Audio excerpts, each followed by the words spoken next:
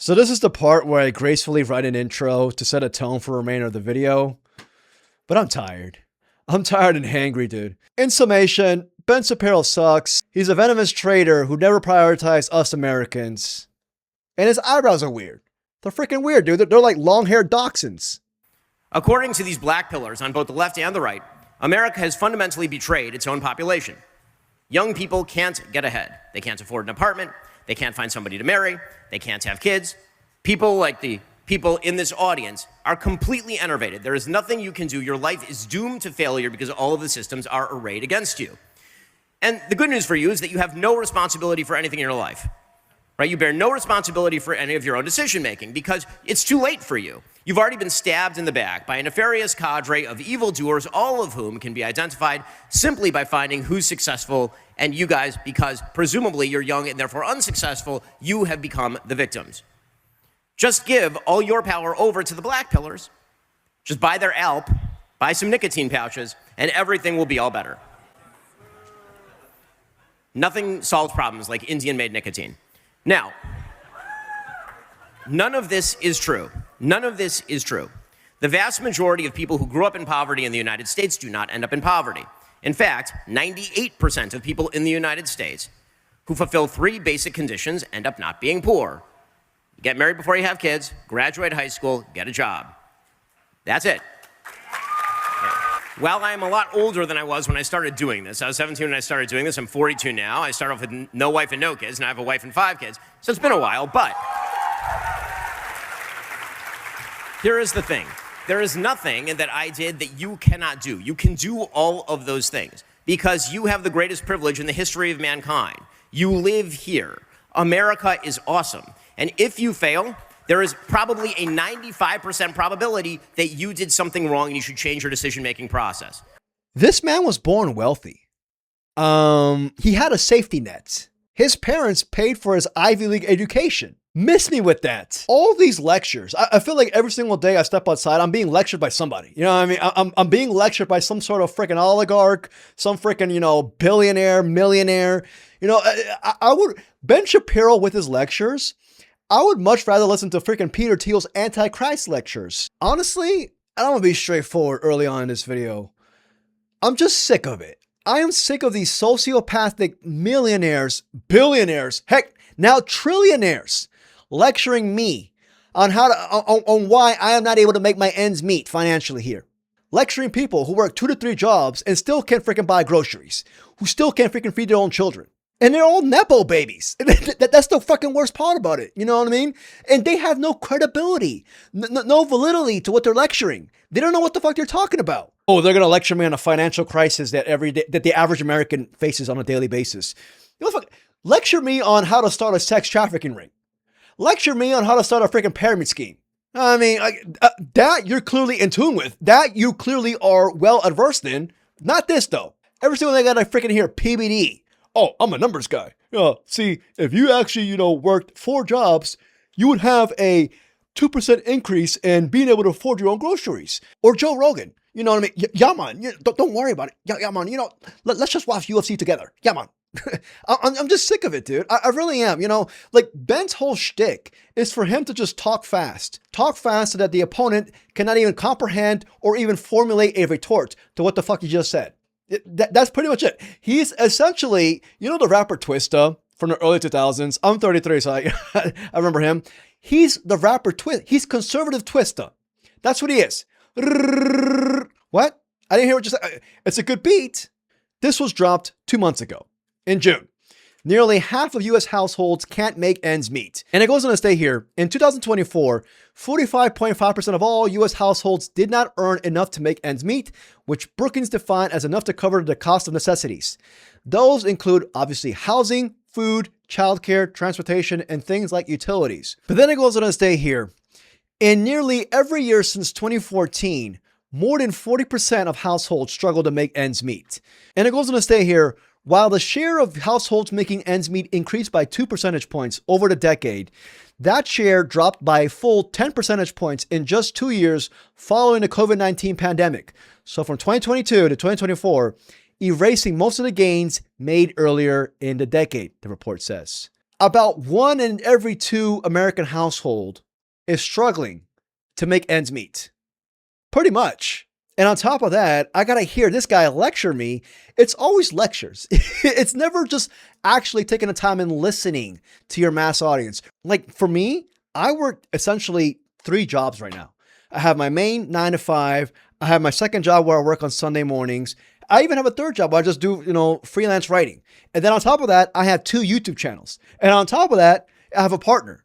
On top of that, I have my own pets. I barely have enough downtime. And here's the thing I want to share with you guys. I have a cousin group chat. All Americans. For those of you who I know what you guys are thinking right now. Oh, they're not Americans. They're Americans. 8 out of 10 of them are working 2 jobs. 8 out of 10 of my cousins have 2 jobs now.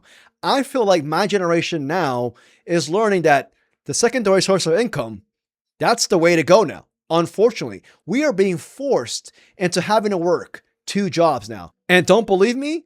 I mean, I showed this report earlier on in a video of mine about like 2 months ago, but it says here 2 full-time jobs are becoming a new normal for nearly 500,000 Americans. The trend represents a dramatic shift in the US labor market. According to data, dual full-time employment has doubled since 2020, surpassing the dot-com bubble peak of 416,000 workers in July 2000.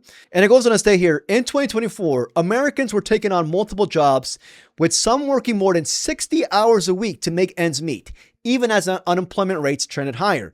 This trend has continued, with Gen Z turning to income stacking to keep up with rent and rising prices. A survey found that 46% of Gen Z respondents worry that they will not make enough to live comfortably, with about 2/3 saying that multiple income streams are necessary for financial security. There are thousands of people following Ben's shit advice, and yet they still struggle to pay their bills. They still struggle to pay their mortgage, their rent, their own childcare, transportation. How many freaking subscriptions do I need to freaking watch an NFL or NBA game now?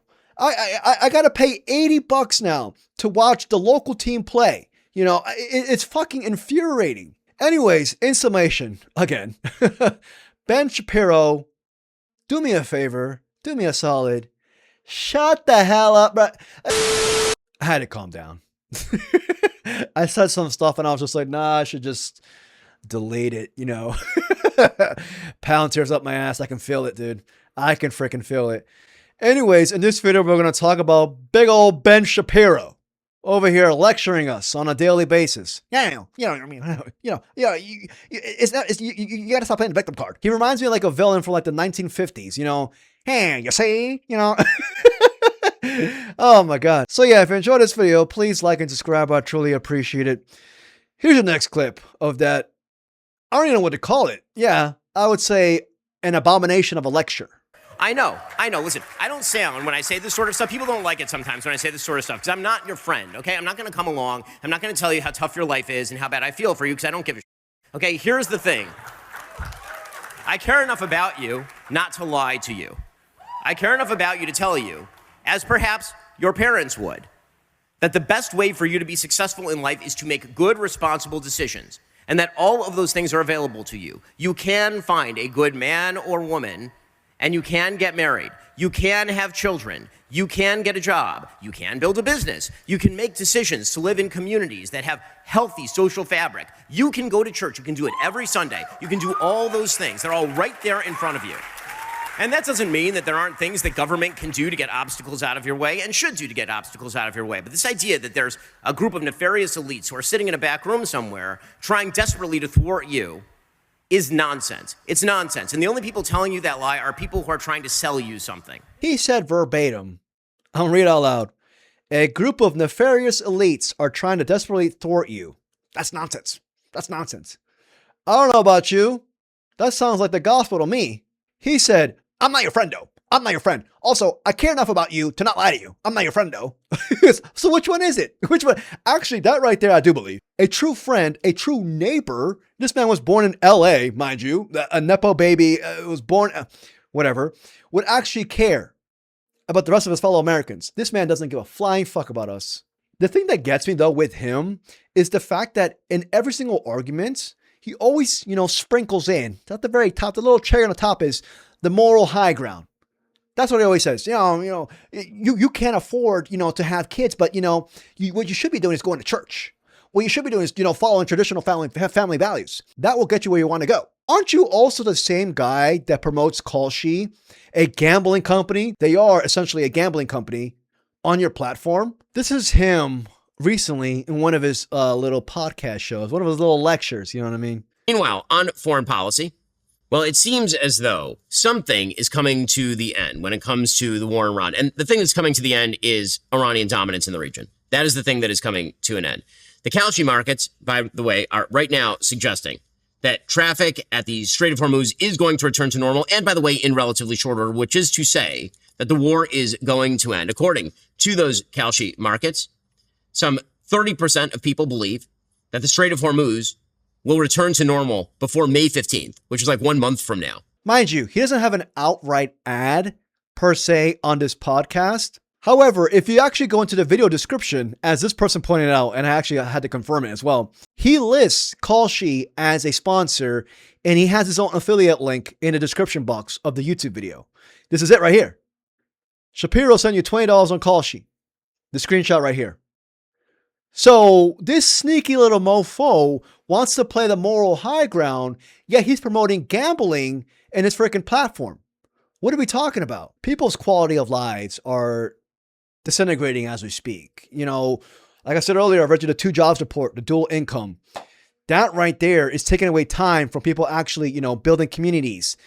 I see collectivism dying. It's a dying form of art. It's draining people mentally and physically, this workload that we have, just to make ends meet. But when I was growing up in the 90s, I remember, having to spend time with my parents on the weekends. Nowadays, I see, parents who are in their early 20s or even late 20s, they're out here struggling, not even to make ends meet, struggling to make time to spend time with their children. I'm in my early 30s. In my close friend group, about 10 friends. I only have 10 friends. In my 10 friends, only one of them is a father. And the rest 9 of us, I don't see myself ever being a parent. Perhaps that changes. I don't know. But nobody else is interested in being a parent. It's just that one dude. And shout out to that guy. Respect to him, But I just see things right now in a dire state. And then this guy has the audacity, the gall, to come out and lecture us on something that he's completely oblivious about. Lectures on something that he does not give a flying fuck about. I'm tired with the lectures. I'm going to go listen to Peter Thiel's Antichrist lectures, actually. I'm sick of it. And that's all I see now. Yeah, I step outside, I see people just want to lecture me on something. I'm so freaking poor that I don't have time to be lectured. So yeah, now I feel like I'm lecturing you. It's the trickle-down effect. This is the Reaganomics of lectures. It goes from freaking Ben Shapiro lecturing me, and now I'm lecturing you about how much I despise Ben Shapiro. Enough of the lectures. I'm done, dude. Anyways, I just had to get this video off my chest. I had to babble about this. People like him raise my blood pressure. But it's definitely an encouraging sign to see how most Americans have completely turned on Ben Shapiro. I could make another video regarding the downfall of Ben Shapiro, but I'm pretty sure you guys have seen all those YouTube videos that have been flowing down your algorithm regarding Ben Shapiro's downfall. So yeah, let me know what you guys think. If you enjoyed this video, please like and subscribe. I truly appreciate it. Till next video, peace, y'all.